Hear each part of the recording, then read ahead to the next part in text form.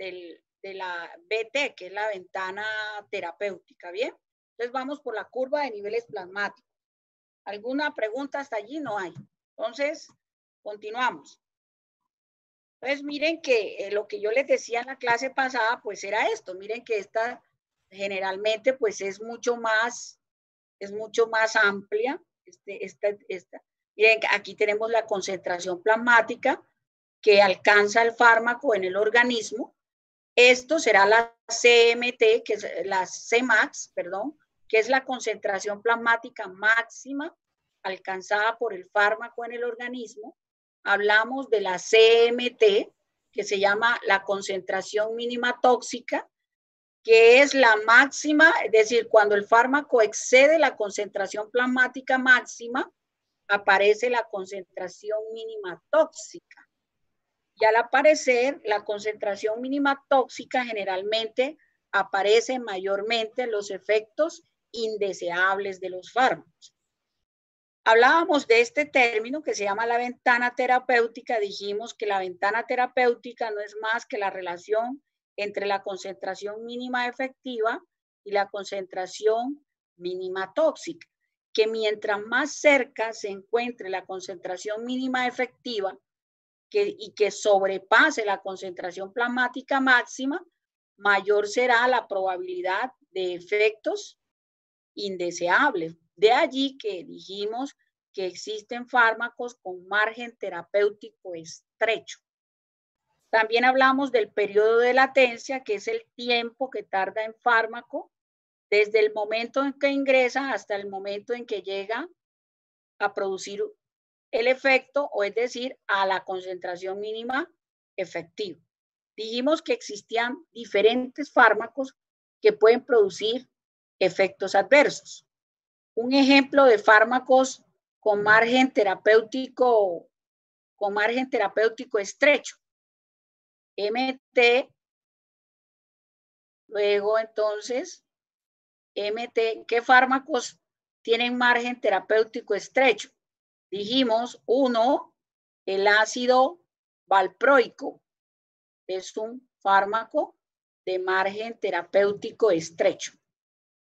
Ustedes lo completan. Dijimos la carbamazepina, que también, sí, dígame.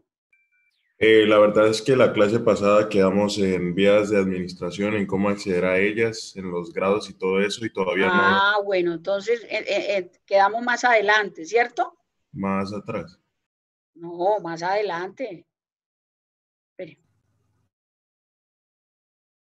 Ahí. Quedamos en esa diapositiva, ahí. Aquí quedamos. Bueno, pero pues como no hablan, no dicen, se quedan calladitos. Bueno, listo. Entonces, vámonos a la clase. Entonces, bien. Entonces, escuchen lo que les voy a decir. Resulta que el movimiento de un fármaco se puede representar en un plano XY, en la curva. Y entonces esa curva, ¿qué me muestra? Me muestra básicamente las variaciones que presenta el fármaco que se relacionan con el punto de inyección, es decir, con la vía de administración y todo lo que le pasa al fármaco hasta que es eliminado. Y yo lo puedo representar en un plano cartesiano, ¿sí? Entonces, cuando yo lo represento en un plano cartesiano, quiere decir que XY. Entonces, vamos a hacerlo. Por favor, no le presten atención a la diapositiva, prestenle atención a la explicación. Acá tenemos la variable tiempo, que se puede representar en segundos, en minutos, en horas, inclusive en días. Es más, se puede representar en milésimas de segundos, en milésimas de segundos. Y por acá tenemos otra variable que es la concentración plasmática. El porcentaje de concentración alcanzado por el fármaco en el organismo. Entonces, acá tenemos, podríamos decir, 0 para este caso. Observemos un fármaco que se administró por vía oral. Entonces vamos de abajo hacia arriba. Aparece la primera variable y esa primera variable que aparece se llama la concentración mínima eficaz o efectiva. Es aquella sobre la cual aparecen los efectos farmacológicos de un medicamento. Aquella sobre la cual aparecen los efectos terapéuticos de un medicamento. Este es la CME. Entonces, ¿cuándo van a aparecer los fármacos? Pues cuando el fármaco llega a la CME o encima de la CME. Aquí tendremos la concentración mínima efectiva. Entonces, un ejemplo con respecto al acetaminofén. Si el acetaminofén lo administro por vía oral, en el momento en que se disminuye el dolor, en ese momento hemos alcanzado la concentración mínima eficaz. ¿Estamos claros, muchachos? Creo que queda claro ese concepto. Bien. Sí, profe. Vámonos para el otro concepto.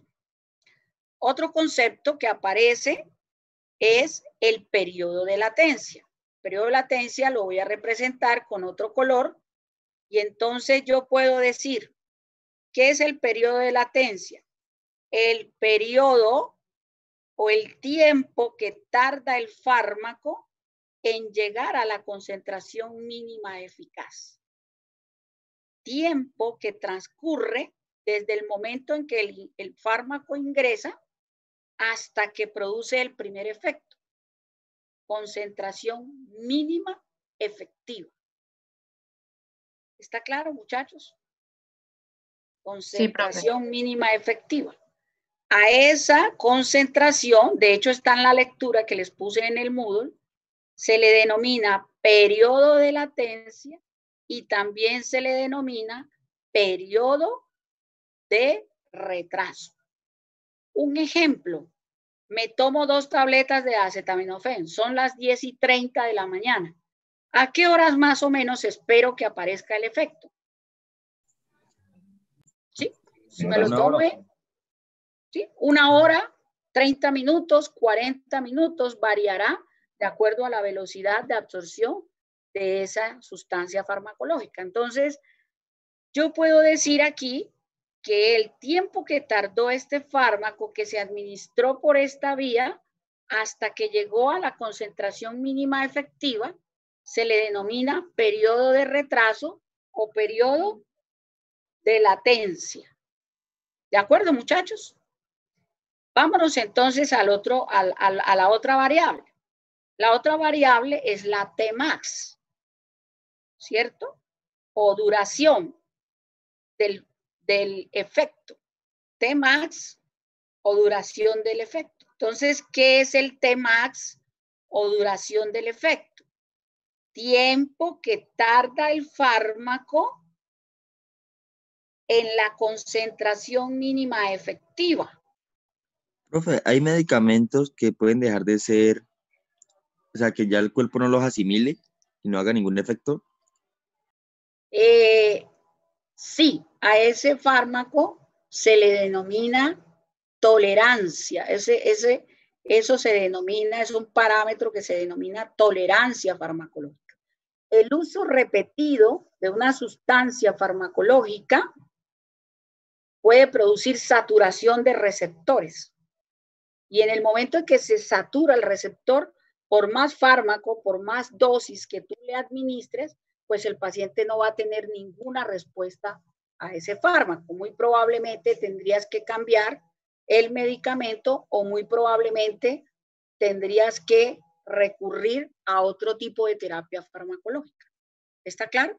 Eso se llama tolerancia farmacológica. Y es como típico, cuando usted nos explicó que los pacientes con Parkinson que utilizan muchos años levodopa ya no les servía. La levodopa carbidopa, sí señor. Lo mismo pasa. Aunque la tolerancia de la L-dopa carbidopa puede aparecer a los 5 años. Hay fármacos cuya tolerancia, sobre todo, por ejemplo, la nitroglicerina, que es un fármaco que se utiliza en la emergencia hipertensiva por vía intravenosa, la tolerancia puede aparecer a las 24 horas. Quiere decir que después de 24 horas, por más nitroglicerina que tú le pongas al paciente, el paciente no va a tener respuesta. ¿Está claro? Entonces eso se llama tolerancia farmacológica. Bien, entonces regresamos nuevamente. ¿Está claro, mijo? Entonces, regresamos nuevamente al ejemplo. Allá quien me preguntó, ¿quedó claro o no quedó claro? Hola. Bueno, no contestó. Sí, señora. Bien, entonces, esto que está aquí será la Tmax. Tmax. O duración del efecto. Tiempo que tardó el fármaco produciendo el efecto farmacológico. Y entonces aparece otro parámetro que es la Cmax. ¿Qué es la Cmax? La concentración plasmática máxima alcanzada por el fármaco en la sangre. Cmax. Concentración plasmática máxima alcanzada por el fármaco en la sangre. Y entonces miren lo que les voy a decir. Mientras más cerca se encuentren la CME de la Cmax, mayor intensidad del efecto, pues vamos a observar. Es decir, el efecto farmacológico será mucho mayor. Mientras más cerca se encuentre la concentración mínima efectiva de la Cmax, mayor será la intensidad del efecto farmacológico.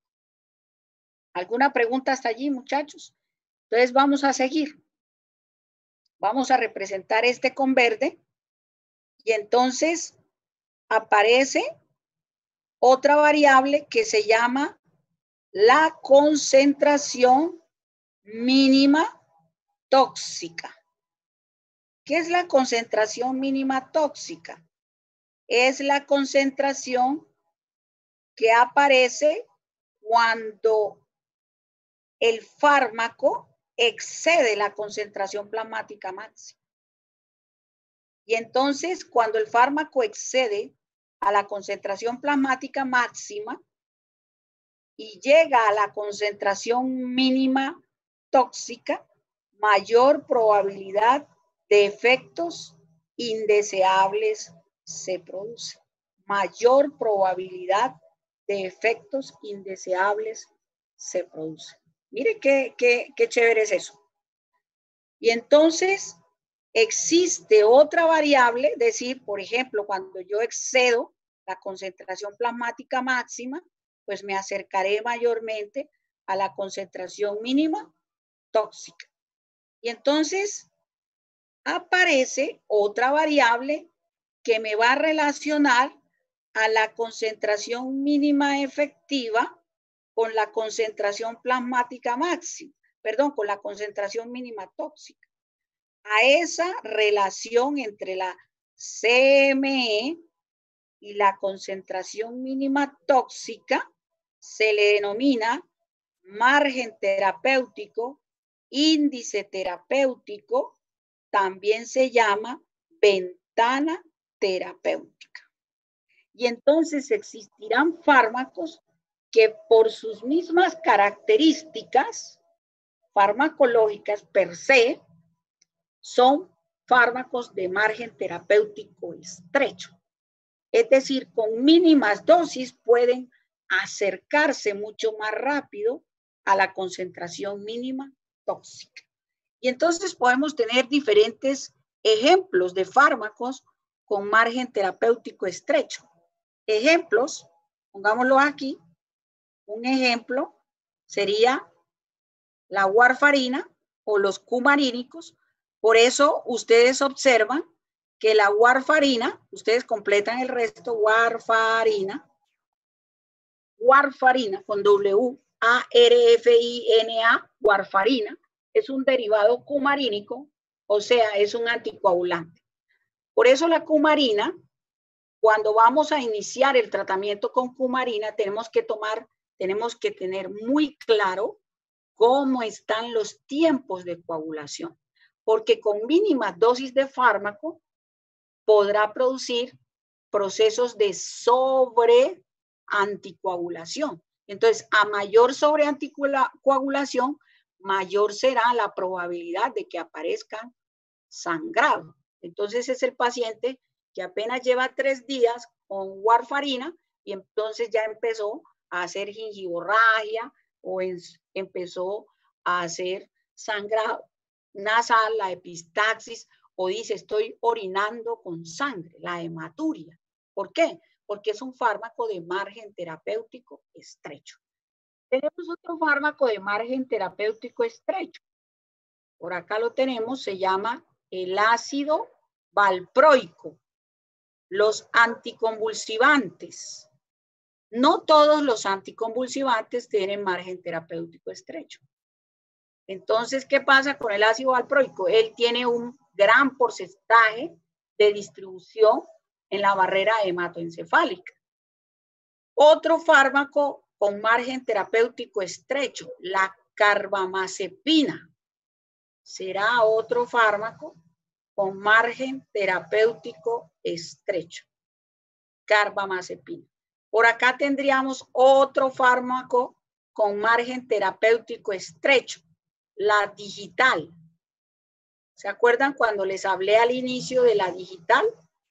Por eso, para esa época en que se utilizó por primera vez la hoja de la digital, muchos pacientes fallecieron, porque con mínimas dosis, como el fármaco es un glucósido cardiotónico, él me va a aumentar la frecuencia o me la puede disminuir.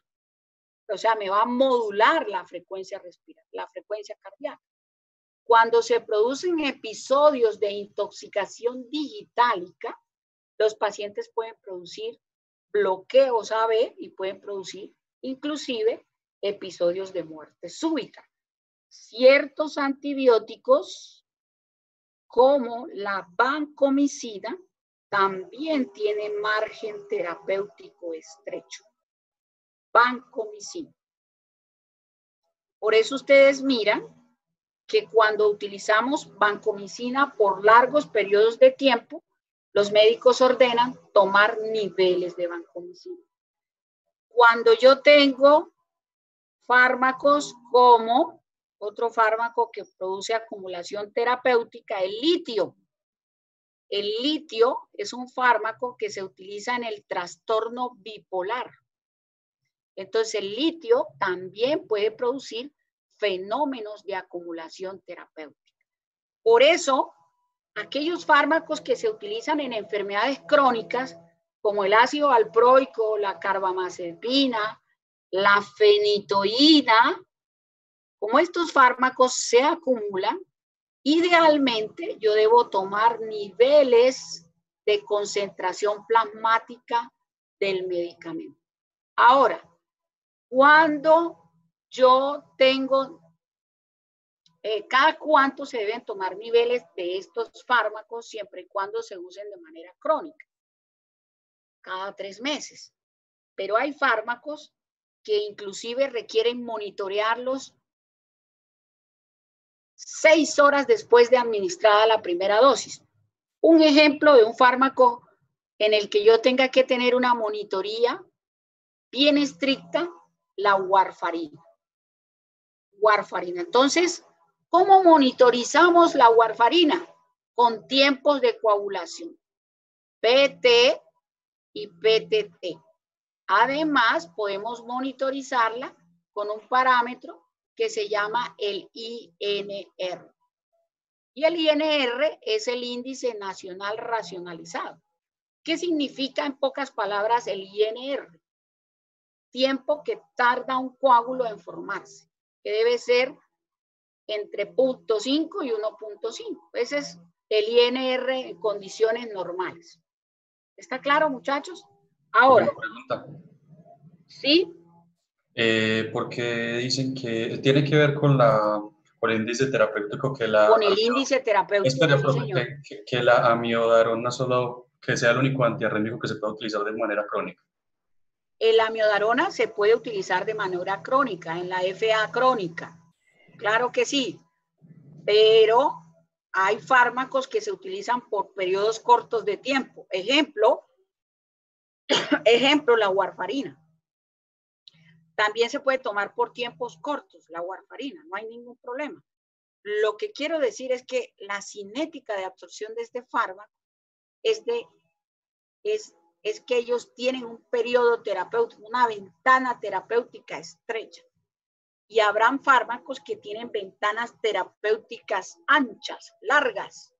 Ejemplo, los antihipertensivos. Tú nunca monitoreas los niveles de antihipertensivos en sangre. Tú simplemente colocas los sartán un día, cada 24 horas día, es decir, 50 miligramos por día, por largos periodos de tiempo. ¿Por qué? Porque este fármaco va a tener periodos de latencia largos, entonces no necesitamos monitorizarlo. ¿Cuándo necesitaríamos reajustar la dosis? Cuando, por ejemplo, a pesar de que yo tengo un tratamiento instaurado y soy adherente al tratamiento, pues la respuesta farmacológica es muy baja. Es decir, a pesar de que estoy tomando un determinado medicamento, mi presión arterial sigue siendo alta. ¿Está claro? Sí, profe, pero mi pregunta era que la amiodarona en relación a otros antiarrítmicos, ¿cómo es el índice terapéutico? ¿O es más grande, por eso se puede utilizar de manera crónica? Lo que pasa es que la amiodarona, ojo, porque la amiodarona no es que tenga margen terapéutico estrecho, no. La amiodarona puede tener índice terapéutico ancho, porque tú lo puedes administrar por largos periodos de tiempo. El problema de la amiodarona es que tiene la probabilidad de producir mayor efecto indeseable. ¿Por qué? Porque la biodisponibilidad es del 30 al 45%, más o menos es la biodisponibilidad. Tú la amiodarona la puedes utilizar en la FA de respuesta ventricular rápida o en la FA crónica, en las valvulopatías crónicas. Entonces, ¿qué pasa? Cuando tú lo colocas en valvulopatía crónica, tú la puedes utilizar por largos periodos de tiempo. Pero el fármaco también puede producir más efectos indeseables. Entonces, tú tienes que mirar, tienes que estar muy pendiente de la función renal, tienes que estar pendiente de la función hepática, tienes que estar pendiente de la función pulmonar, de la función cardíaca, porque es un fármaco que produce muchos efectos indeseables. Es muy buen antiarrítmico, pero también la probabilidad de efectos indeseables es mayor. Y eso no quiere decir que sea de margen terapéutico estrecho. ¿Está claro? Sí, señora, muchas gracias. Listo, ok. Entonces, esto pasa con respecto a la fenitoína. Fenitoína también es un anticonvulsivante y al ser un anticonvulsivante, pues obviamente,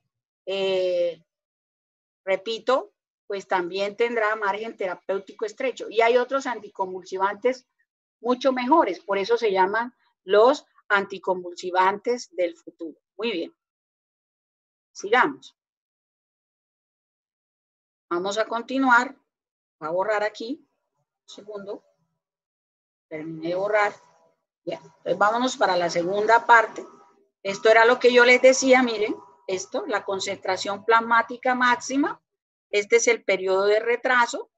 ¿Qué otro nombre dijimos que se llama el periodo de retraso, muchachos? Periodo de latencia. Periodo de latencia, duración de la acción. Entonces será la Tmax o el tiempo que tarda el fármaco en la concentración mínima efectiva.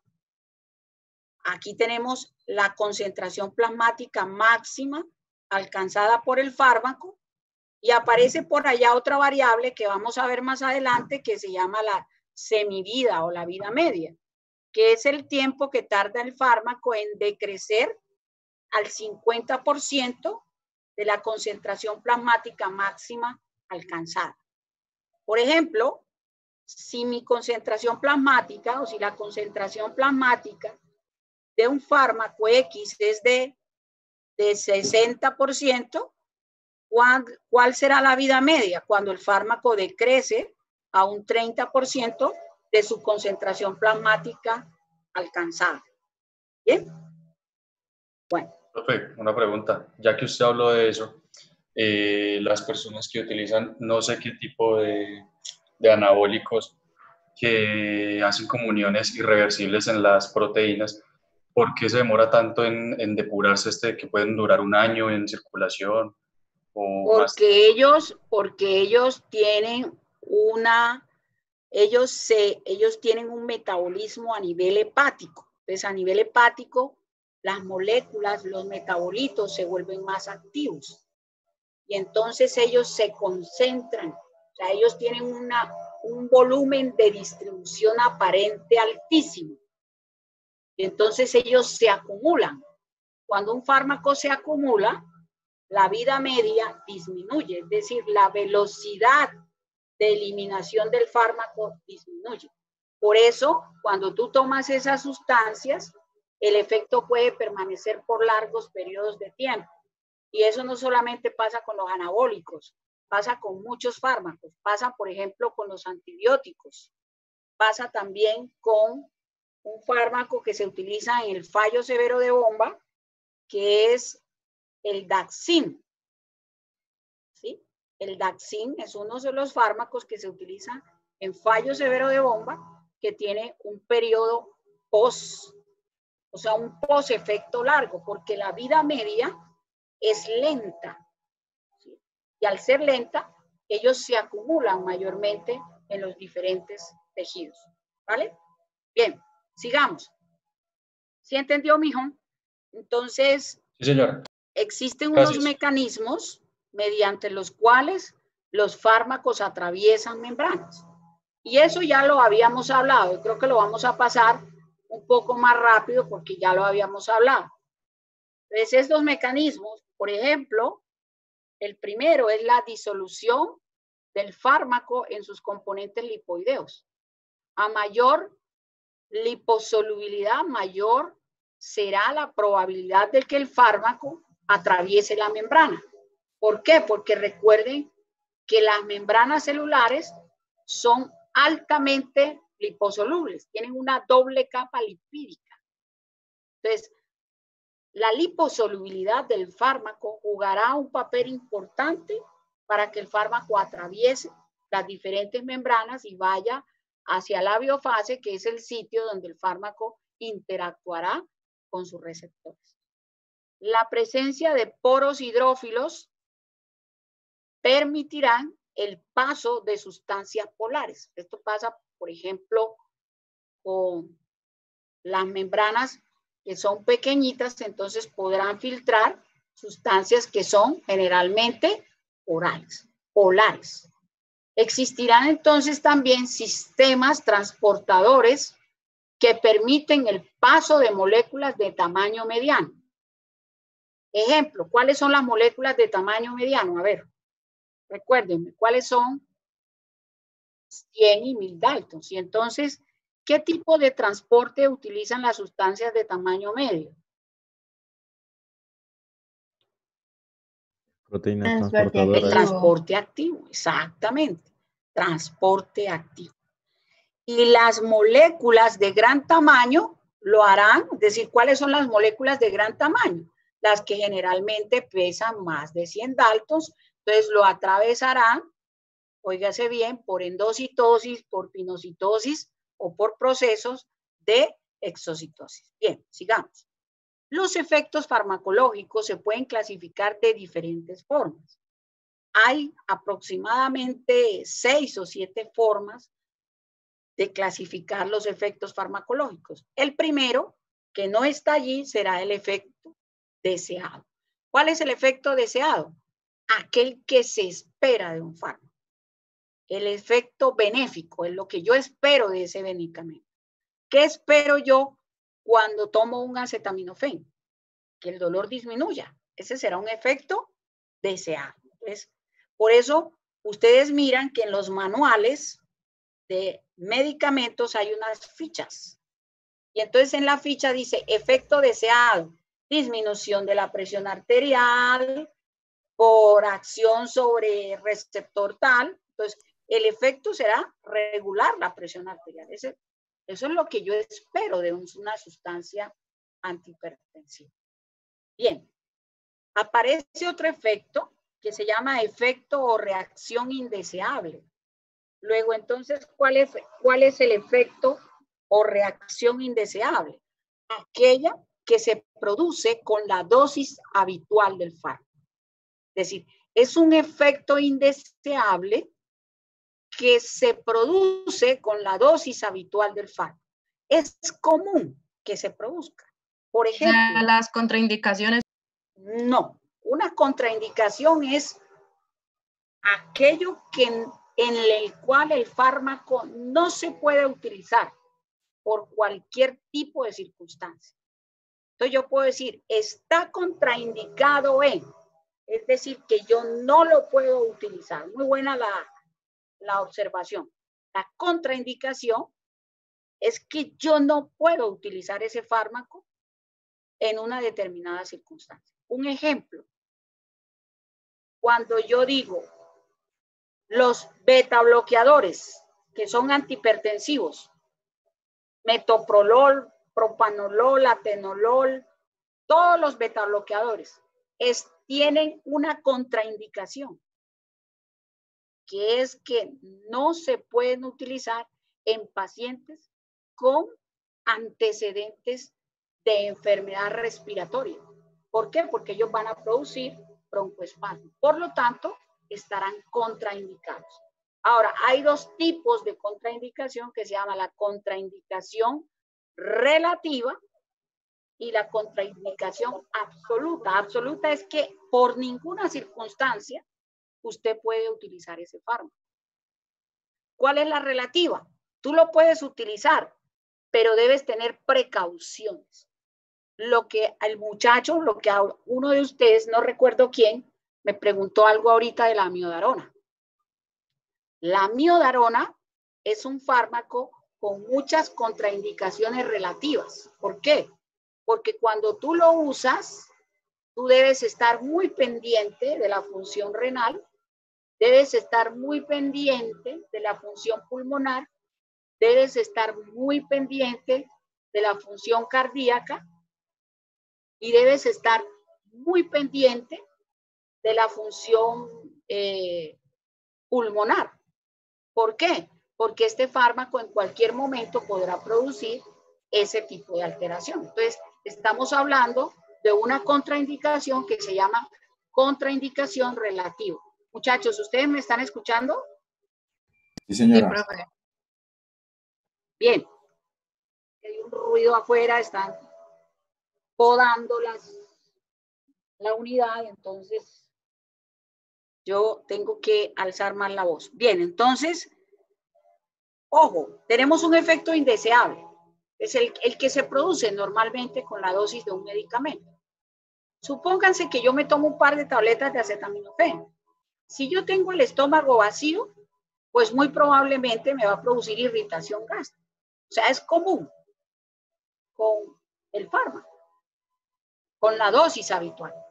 Es común que un antihipertensivo me produzca cuando yo apenas lo estoy empezando, mientras el fármaco va y se llega a la concentración mínima efectiva y cruce barreras, muy probablemente me vaya a producir dolor de cabeza, muy probablemente me produzca mareo, muy probablemente me va a producir trastornos gastrointestinales, podría producirme palpitaciones. Es común que aparezca con la dosis habitual del fármaco. Y a veces este efecto se confunde con el efecto colateral. Luego, entonces, ¿qué es el efecto colateral? El efecto que aparece o que se relaciona con el mecanismo de acción del fármaco. Entonces, ojo, al efecto colateral también se le denomina efecto secundario. ¿Por qué secundario? Porque va con el mecanismo de acción del fármaco. Entonces, ¿cuál será, por ejemplo, un efecto secundario mediado por un antihipertensivo? Si el antihipertensivo regula la presión, ¿cuál sería el efecto colateral?